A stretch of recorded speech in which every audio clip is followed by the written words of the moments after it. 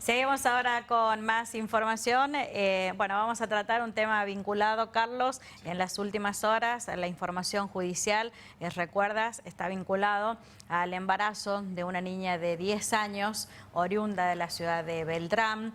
Y en las últimas horas se ha escuchado también el testimonio de la familia, del círculo cercano a esta niña de 10 años en un seno familiar violento. Así que vamos a dar tratamiento al tema enseguida con nuestro invitado. Bueno, bienvenida, Cari. Bueno, muchas gracias. Hablamos ahora, ya vamos a estar hablando de un tema de gran impacto que ha sucedido en los últimos días, ha salido a la luz y ha causado gran conmoción, por cierto, sobre todo lo que tendríamos que analizar nosotros, y en realidad es una de las primeras preguntas que le quiero hacer a nuestro invitado esta noche, dado que se podrá prevenir este tipo de abusos en el seno familiar. Estamos hablando de alguien que es una niña y que va a ser madre próximamente. ¿Cómo decidir sobre el futuro de esta pequeña, de sus hermanitos, que venía sufriendo maltrato y que venía sufriendo abusos? Le vamos a dar la bienvenida agradeciéndole como siempre su predisposición al licenciado Leandro Peiretti. Licenciado, un gusto verlo, buenas noches. Bienvenido este año, ¿cómo le va? Buenas noches, bueno, un gusto poder conversar con ustedes, no de temáticas muy gratas, pero bueno, que sí es importante que se las materialice, que se les dé conocimiento justamente para poder evitarlas y abarcar la prevención en todos los niveles, ¿no?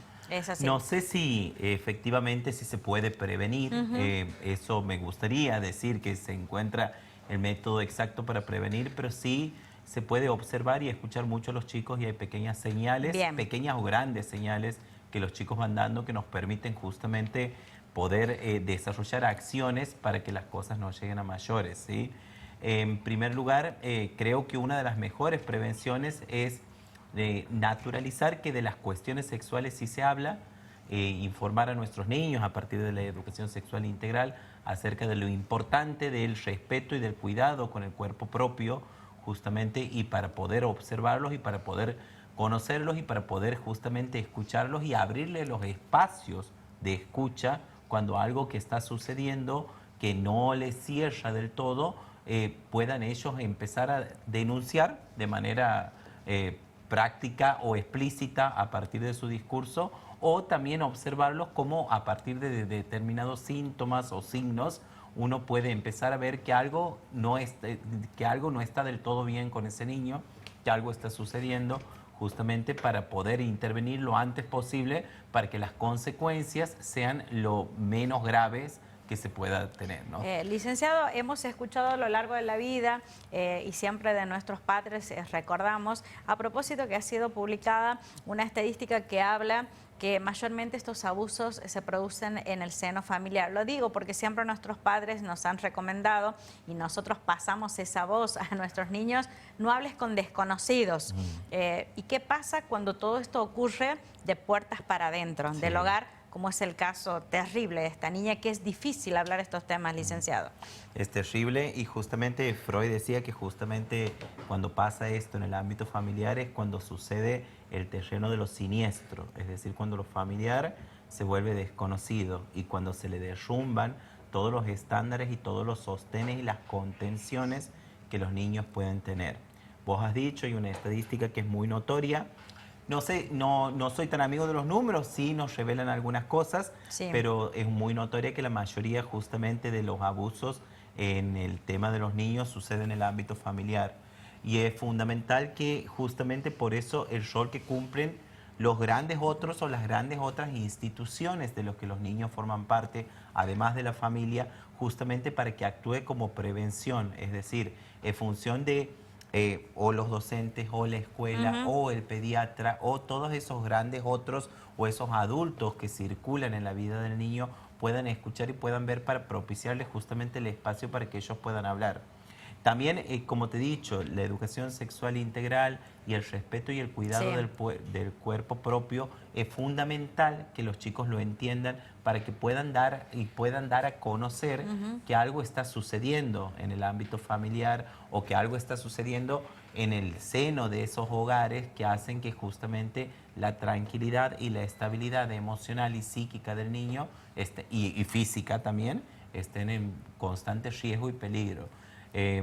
No solo con los desconocidos no se habla, sino que se tiene un respeto y un cuidado por completo del cuerpo propio, justamente para que ellos puedan entender que ese es su universo y que ellos tienen potestad sobre eso ellos mismos, y que si alguien accede o interviene o interfiere con esa potestad que es propia, lo tienen que denunciar y lo tienen que hablar, justamente para que las cosas no pasen a mayores y justamente para que ellos puedan tener ellos mismos las herramientas para protegerse, pero también el adulto el espacio y el lugar de escucha y de mirada para con esos niños, ¿no? Licenciado, no sé si está bien formulada la pregunta.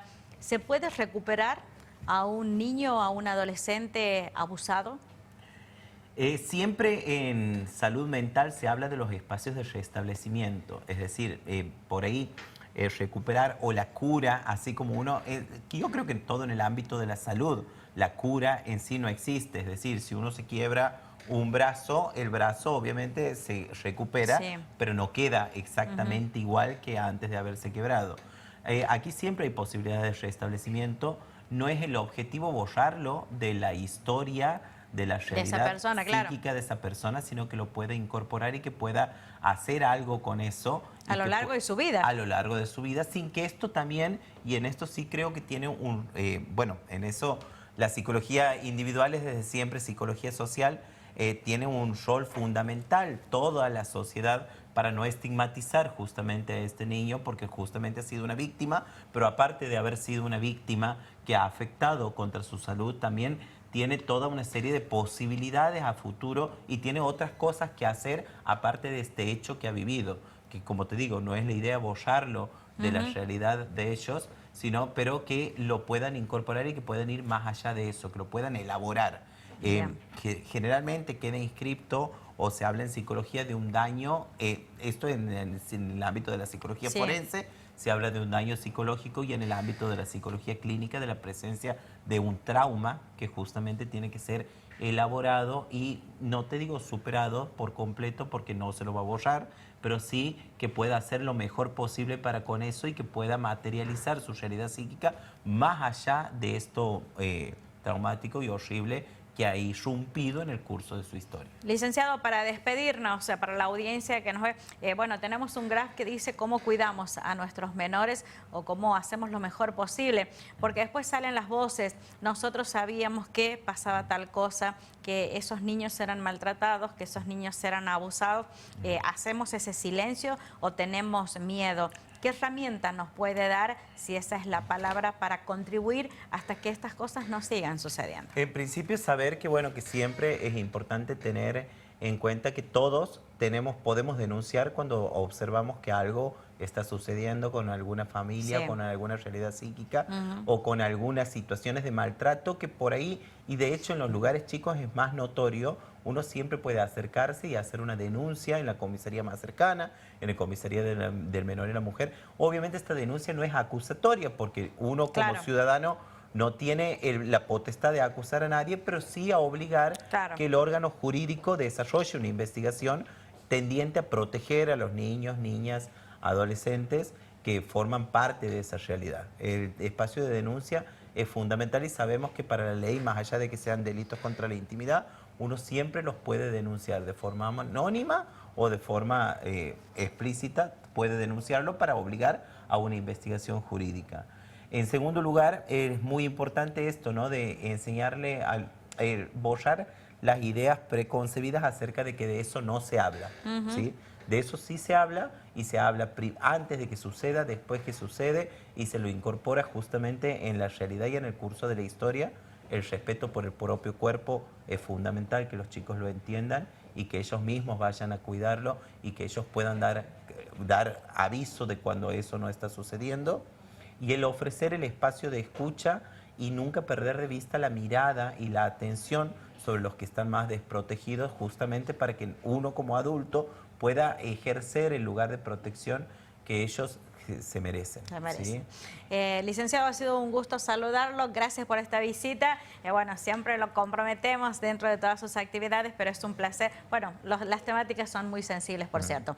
Un gusto de saludarlo, licenciado Pairetti. El gusto es mío. Muchas gracias. Buenas noches. Buenas noches. Bueno, ha pasado por esta mesa de Noticiero 7 el licenciado Leandro Pairetti, quien le agradecemos como siempre su predisposición para conversar sobre estos temas.